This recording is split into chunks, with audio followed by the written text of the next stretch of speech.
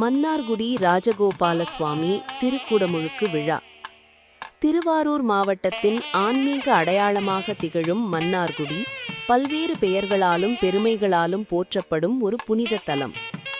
4 வேதங்களையும் கற்றுணர்ந்த பெரியோர்கள் வாழ்ந்தமையால் இந்த ஊர் ராஜாதிராஜ சதுர்வேதி மங்கலம் என்றும் அழைக்கப்பட்டது.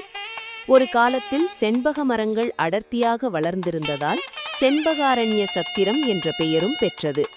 துவாரகையில் ஸ்ரீகிருஷ்ணன் செய்த தெய்வீக லீலைகள் இத்தலத்தில் நிகழ்த்தி காட்டப்பட்டதாக நம்பப்படுவதால் இந்த ஊர் தக்ஷிண துவாரகை என்று பக்தர்களால் போற்றப்படுகிறது. சோழ மன்னன் குலோத்துங்க சோழன் காலத்தில் விண்ணகரம் என்றும் ராஜமன்னராகிய அருள்மிகு ராஜகோபாலன் இங்கு கோயில் கொண்டிருப்பதால் ராஜமன்னார்குடி என்றும், மன்னர்கள் கோபாலனுக்கு கோயில் அமைத்ததால் மன்னர் கோயில் என்றும் அழைக்கப்பட்டதே இன்றைய மன்னார்குடி.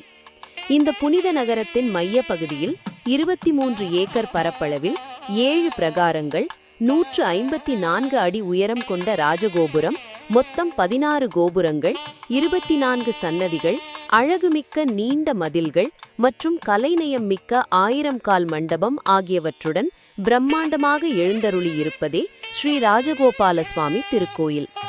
இன்று நடைபெறும் திருக்குடமுழுக்கு விழா இந்த ஆலயத்தின் ஆன்மீக சக்தியையும் தெய்வீக மகிமையையும் மீண்டும் புதுப்பிக்கும் ஒரு மாபெரும் புனித நிகழ்வாகும். ராஜகோபால சாமியின் கருணை அருள் அனைவருக்கும் கிடைக்க இந்த திருக்குடமுழுக்கு விழா நம் வாழ்வில் மங்களமும் மன அமைதியும் பெருகச் செய்யட்டும்.